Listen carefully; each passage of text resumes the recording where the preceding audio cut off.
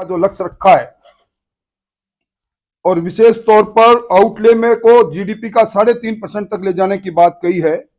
जब आउटले बढ़ता है तो निश्चित तौर पर बजट का आकार बढ़ने के साथ साथ विकास के तमाम संभावनाएं बनती है। मैं समझता हूं भूतो न भविष्यत है, किसान गरीब युवाओं और महिलाओं को समर्पित ये बजट निश्चित तौर पर इस भारत के लिए, हर वर्ग के लिए, हर क्षेत्र में नई आशाओं को लेकर आएगा। इससे निश्चित तौर पर हर क्षेत्र में हिंदुस्तान आगे बढ़ेगा। मोटे तौर पर मुझे यही कहना है, राजस्थान के अंदर सरकार अभी लगभग अपने 1.5 महीने के कार्यकाल को पूरा कर रही है। भजनलाल जी की सरकार ने जहां भ्रष्टाचार में जीरो टॉलरेंस की बात कही, वहीं जो पेपर लीक लगातार होते चले गए, पिछली सरकार के रहते हुए 19 से ज्यादा पेपर अलग अलग समय पर लीक हुए, जिसमें कई कोचिंग इंस्टीट्यूशन जिसमें कई बड़े बड़े नेताओं के हाथ थे, उनके नाम भी सामने आए। एक टास्क फोर्स बनाकर उन्होंने उन पर न केवल अंकुश लगाया बल्कि पेपर लीक में जिम्मेवारी डीजीपी और सीएस की तक डाल दी। और इसके साथ ही गरीबी उन्मूलन के लिए 450 रुपए में सिलेंडर और ईआरसीपी को मूर्त रूप देने के लिए जो एमओयू हुआ है, राजस्थान की पूर्ववर्ती सरकार ने विधानसभा में कहा था कि हम ईआरसीपी को 2051 तक पूरा करेंगे। यानी ईआरसीपी के नाम पर उसको लटकाना भटकाना और 13 जिलों के अंदर सिवाय गुमराह करने का प्रयास था। अब वो भी पर्दाफाश हो गया है। अब सरकार का आगाज बड़ा शानदार और जानदार रहा। निश्चित तौर पर राजस्थान में जिन मुद्दों को लेकर हम जनता के सामने गए थे, वो मुद्दे कानून व्यवस्था से लेकर, पेपर लीक से लेकर, भ्रष्टाचार से लेकर और राजस्थान में आधारभूत संरचनाओं को मजबूत करने के जो मुद्दे थे, उन मुद्दों को लेकर हमारी सरकार काम कर रही है। और निश्चित तौर पर राजस्थान विकसित राज्यों की श्रेणी में खड़ा हो जाएगा। पिछली सरकार ने राजस्थान को आर्थिक आपातकाल में धकेल दिया था, बिना बजट के कई योजनाओं का आगाज कर दिया था और आज भी राजस्थान में 5 करोड़ 80 लाख करोड़ से भी ज्यादा का कर्जा है। ये राजनीतिक मूलतः आज मैं संवेदना व्यक्त करने आया हूं। मानवेंद्र सिंह जी पूर्व सांसद, मेरे साथ विधायक भी रहे। दुखद दुर्घटना हुई, उनकी पत्नी के निधन पर उनके दाह संस्कार में भाग लेने आया हूं। आज दुनिया के सबसे लोकप्रिय नेता नरेंद्र मोदी जी के दूसरे कार्यकाल का अंतिम बजट प्रस्तुत किया गया है।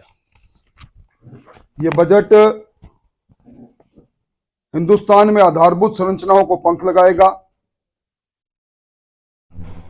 और 2047 तक ये देश दुनिया का सिरमौर बने।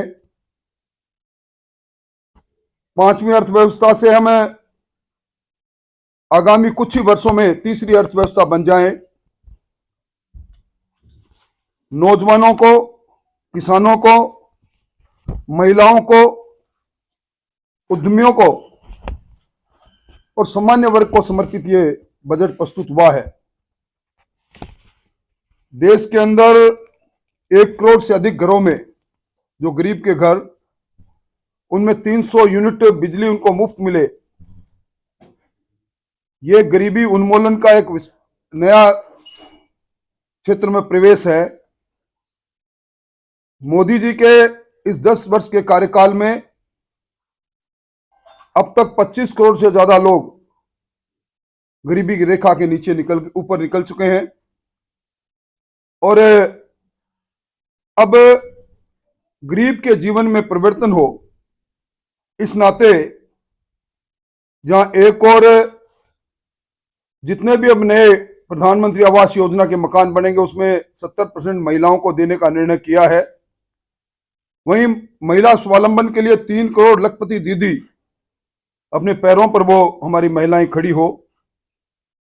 कैपिटल एक्सपेंडिचर के अंदर बड़ी वृद्धि यह संकेत कर रही है कि देश के अंदर आधारभूत संरचनाएं आगे बढ़ेगी। इस तौर पर युवाओं के लिए कॉर्पस बनाना, 1 करोड़ से ज्यादा युवाओं को लाभान्वित करने के लिए एक बड़ा फंड का कॉर्पस बनाना एमएसएमई उद्योग को गति देगा। वहीं एक नया नारा हिंदुस्तान बदलते हिंदुस्तान के अंदर अब जय जवान जय किसान जय विज्ञान के साथ जैव अनुसंधान, यानी अनुसंधान के क्षेत्र में नभ से लेकर थल और थल से लेकर भूगर्भ तक सब जगह पर अंतरिक्ष तक हमारा अनुसंधान हमारे वैज्ञानिकों ने इस वर्ष किया है। और विशेष तौर पर प्रधानमंत्री गति के अंदर जो कॉरिडोर बन रहे हैं उसका लाभ राजस्थान को होगा।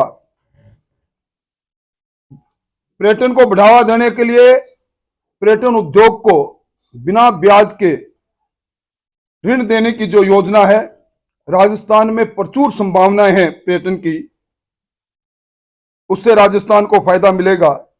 और विशेष तौर पर एयर कनेक्टिविटी में टियर 2 और टियर 3 इन शहरों को जोड़ने का जो लक्ष्य रखा है, उससे राजस्थान के लगभग 24 से ज्यादा शहर इससे जुड़ने की संभावनाएं रहेगी।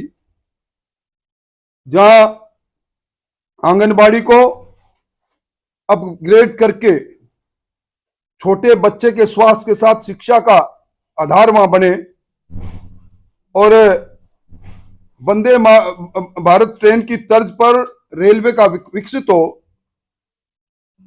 रेलवे के 3 नए कॉरिडोर बने, और सौर ऊर्जा को बढ़ावा देने को फोकस करते हुए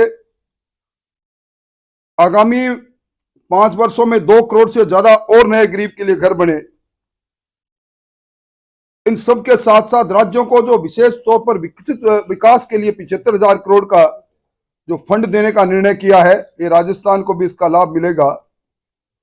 और मैं समझता हूं कि मोदी जी की गारंटियां अब इस देश में एक नया विकसित हिंदुस्तान, समर्थ हिंदुस्तान, उस ओर ये अग्रसर करने वाला है।